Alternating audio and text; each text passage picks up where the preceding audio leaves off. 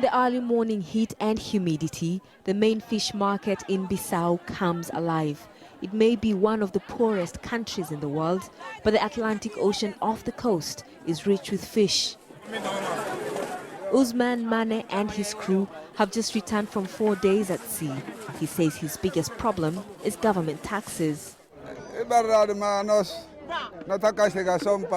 We are so tired of Guinea Bissau. I can't make any money worth my work. We use so much effort, but then we have so much expenditure and so many government taxes to pay. Like many fishermen, Usman would like to export his fish, but there are no proper processing facilities here, and he can't compete with the foreign trawlers, so he has to make do with the local market. This is the biggest fish market here in Bissau. It's normally very busy, everyone trying to get the best prices for their fish. But for the traders here, it does not translate to much money at the end of the day. Mariam Sambuo says life has become harder since 2012 when the military staged a coup ahead of a presidential runoff.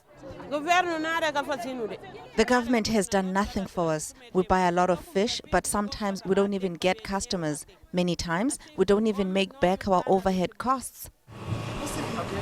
But perhaps unknown to them, there's a bigger threat.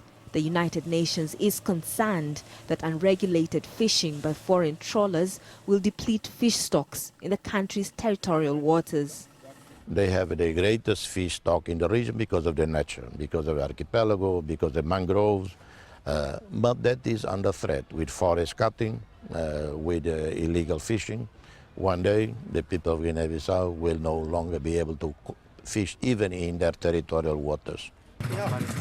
This fisherman says the foreigners and their big ships can go deep into the ocean to get the big fish. The locals who don't have the equipment can't. He hopes that the government can protect fishermen here from what he calls unfair competition. Catherine Soy, Al Jazeera, Bissau.